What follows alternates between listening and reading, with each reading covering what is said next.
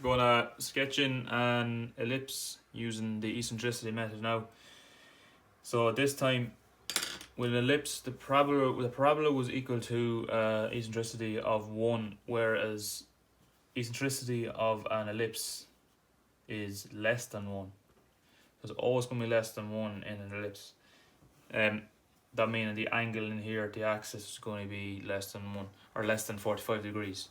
So less than 1, less than 45 degrees, whereas the parabola is equal to 45 degrees. Now, so question here, we have a point on the ellipse and we have our directrix and we have our axis, but we don't have our focal point. So to find our focal point, we're going to have to use our eccentricity formula. So we're given here eccentricity is already equal to 0.75.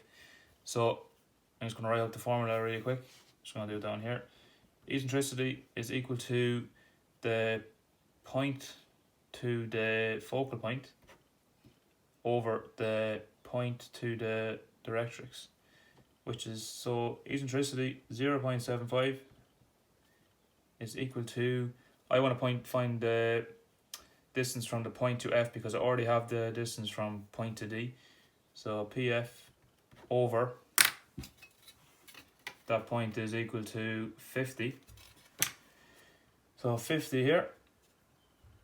PF cross multiplying, PF is going to equal 0.75 by 0.75 multiplied by 50 equals 37.5 is what it is in this case. It's not going to be an equal number, but we can round that off. And we'll use our protractor. Well, that's going to be for our eccentricity.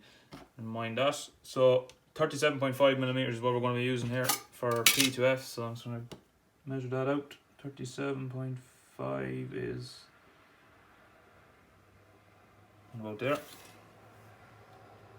So putting my pin on P, swinging it back there to the axis. That gives me my focal point. So I found F. Now my eccentricity, so it was 0.75. Can write that as a fraction, and that's going to be 3 over 4. So I'm going to step out 4 on my axis, or 40 millimeters, and I'm going to come up 30 vertically from the axis. A point here, I can join them back to the axis. That there is my eccentricity line. So that's going to be less than 45 degrees in there, and you can see here, you can see the line is just way less than that. So less than 45 degrees. It's pretty small. Found my focal point.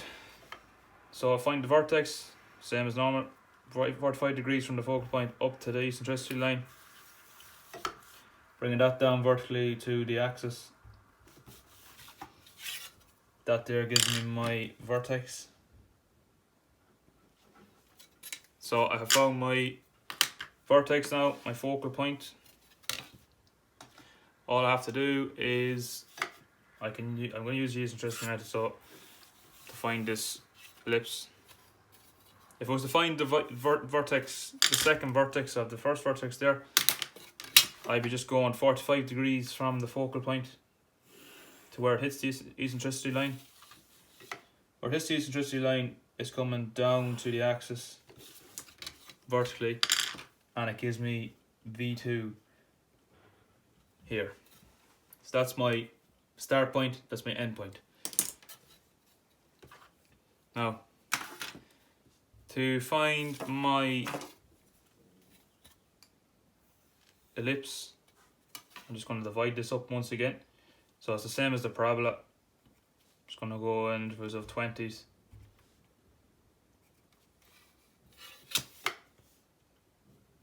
Where they hit the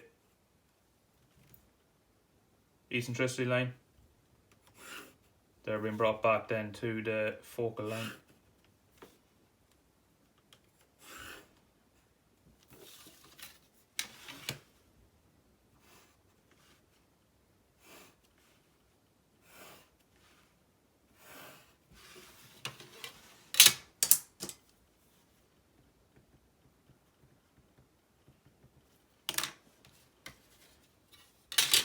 Getting my compass.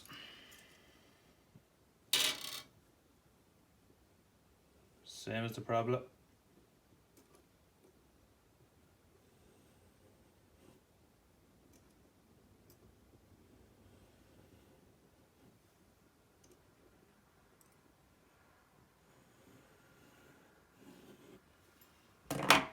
So I have a point here, a point here, point here, point here, which is my point that's already given, and it comes back around to the vertex here.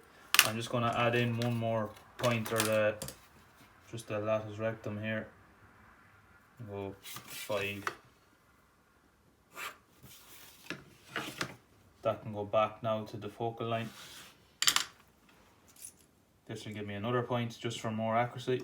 I don't have to put this in, but just if I wanted to be more accurate, it'll give me just a better overall curve. So starting on V1 and going up here to the first point, and going around here to the point of contact that was given.